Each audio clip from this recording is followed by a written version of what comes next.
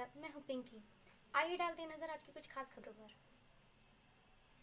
श्रीवास्तव है, मैं लोकतांत्रिक समाजवादी पार्टी का उत्तर प्रदेश का। आज हम कोरोना महामारी और उसके बाद कोरोना के बाद जो दुनिया होगी उस पर हम चर्चा करने के लिए यहाँ आए। सबसे पहले सारे एपिसोड को देखने के बाद हमें यह लगता है कि ये कोरोना एक सामान्य सी बीमारी, सामान्य सा फ्लू है जिसको इतना भयंकर दिखाया जा रहा है। दूसरी बात हमें लगती है कि ये Bill Gate, World Trade Organization, International Monetary Fund, World Health Organization, इनका संयुक्त रूप से या इनमें से किसी एक का ये विशेष रूप से षड्यंत्र है, जिसमें हमारे देश के प्रधानमंत्री मोदी जी को भी फंसा लिया गया है। हम सबका दायित्व बनता है कि इस देश को इस षड्यंत्र से निकाला जाए और प्रधानमंत्री मोदी जी को भी इस षड्यंत्र से बाहर निकाला जाए। एक नजर जब हम बिल गेट, जो दुनिया के दूसरे सबसे अमीर आदमी हैं, उनके जब टीडी कॉन्फ्रेंस में दिए वक्तव्य को देखते हैं, जो 18 मार्च 2015 को दिया गया है, यह हमारे लैपटॉप पे मौजूद है, आप देख सकते हैं कि गेट नोट्स लिखा है ऊपर और यहां डेट पड़ी हुई है मार्च 18, 2015। इसको थोड़ा जूम करके दिखाइए।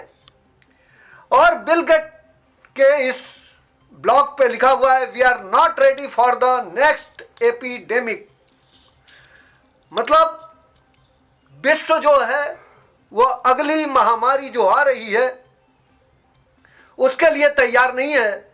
और उस महामारी का जो चित्र दिखाया गया है, ये ध्यान से आप देखिए तो जो कोरोना की तस्वीर है साफ दिखाई दे रही है, वो कोरोना की तस्वीर यहां साफ झलक रही है। और 18 मार्च 2015 को ही बिल गेट्स दुनिया को चेतावनी देते हैं। यहां लिखा हुआ है, I am in Vancouver this week attending the TED conference. I just gave a brief talk on a subject that I have been learning a lot about lately, epidemics. और इस एपिडेमिक पे जो बिल गेट ने बोला है, उन्होंने कहा है, बिल गेट ने इस वीडियो में,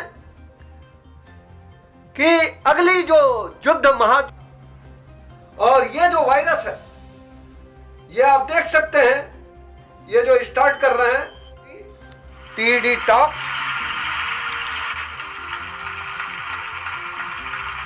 और ये बिल गेट आते हैं।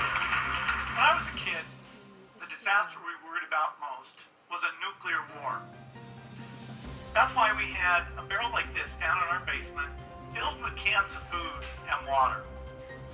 When the nuclear attack came, we were supposed to go downstairs, hunker down, and eat out of that barrel.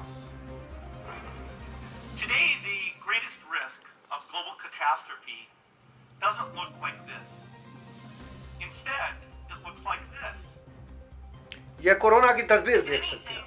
Kills over 10 million people in the next few decades. It's most likely to be a highly infectious virus rather than a war.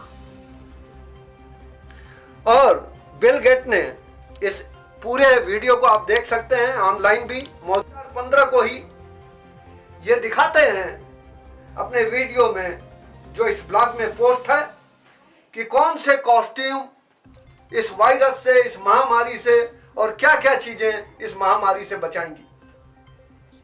और इस प्रकार भारत सरकार ने और इस देश के प्रधानमंत्री मोदी जी ने, केंद्र सरकार ने राज्य सरकार के साथ मिलकर हम तो ये कहते हैं कि सरकारी हत्या करने का प्रयास किया है लोगों का, और खास करके छटनी के स्थान पे इस कोरोना के माध्यम से मजदूरों को अपने नौकरी से भेजने का काम किया, हटाने का काम किया।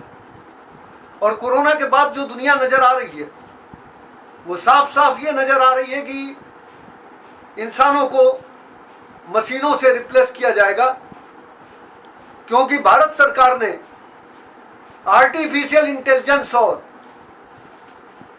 रोबोट का विदेशी कंपनी के साथ अरबों रुपए का समझौता किया है। और 2030 तक उस समझौते में कहा गया है कि हम पूरी तरह से आर्टिफिशियल इंटेलिजेंस को स्थापित करें।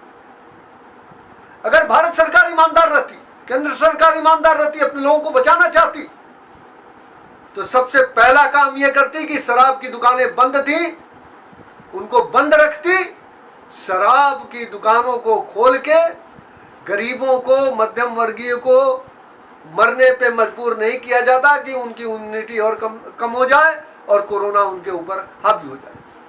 दूसरी बात मैं कहना चाहूंगा कि अगर 2015 में बिल गेट ने सावधान कर दिया था, दिसंबर 2019 में चीन ने सावधान कर दिया था,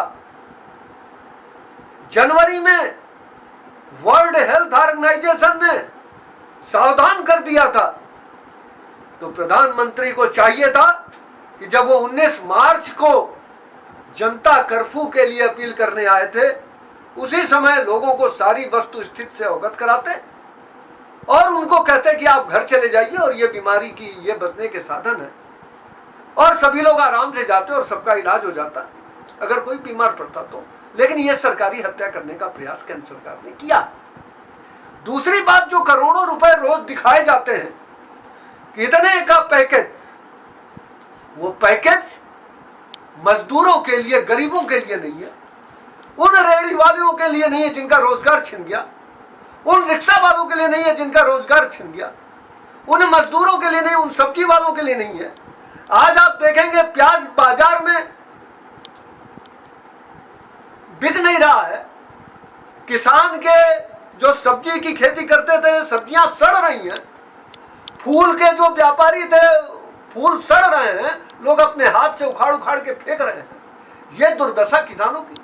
और सरकार जो है वो जनता को लूटने का काम कर रही है। पेट्रोल और डीजल पे कर लगा के 30 रुपए के पेट्रोल को 73 रुपए में बेचा जा रहा है, 43 रुपए प्रति लीटर टैक्स लिए जा रहे हैं, उस पर जीएसटी नहीं है।